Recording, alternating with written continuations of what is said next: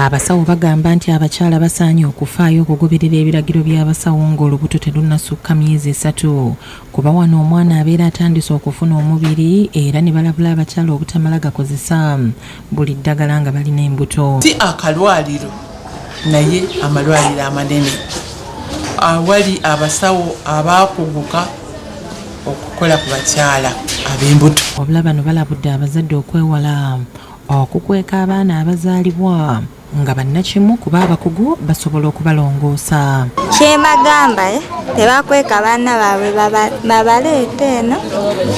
Waliwo omusawo gwe bayita musawo Damali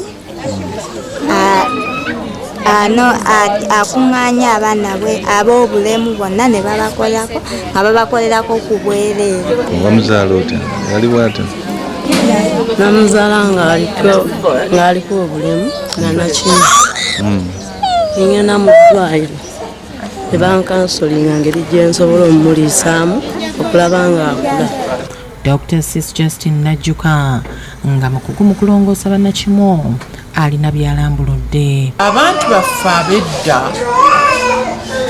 tebalina nnyo bintu ffe bye tuguddemu, ebizigo, lipstick, ebyokulya bino byetukenandi chips, fast foods, ebyo ebintu ebyo byenkugambye nabyo nze siwulirangako bewaffe namange ya myaka 9 ng'agamba nti ffene bamukolamu kaawa ne vakedo bamunankani twanywanga majani na kaawa. Oba oli awo abantu abannakimu tebaabeerangayo naye era babeera anti erinnya Nakimu era lyaveeyo naye mu kulabirira ndowooza ebyembuto naki obudde bwabwo.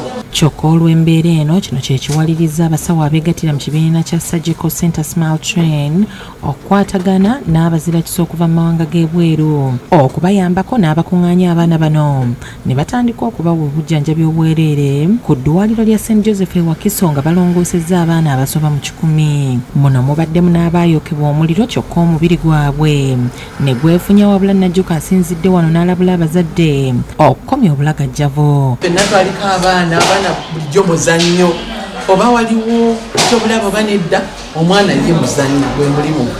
Kati bw'ofumba amazzi oba buugi oba mata n'oteekawo sefuli omwana ajja kujja nga tuka emisinde yeepena munnaamusindika munnaamugoba omwana ajja gwa mu sefuli.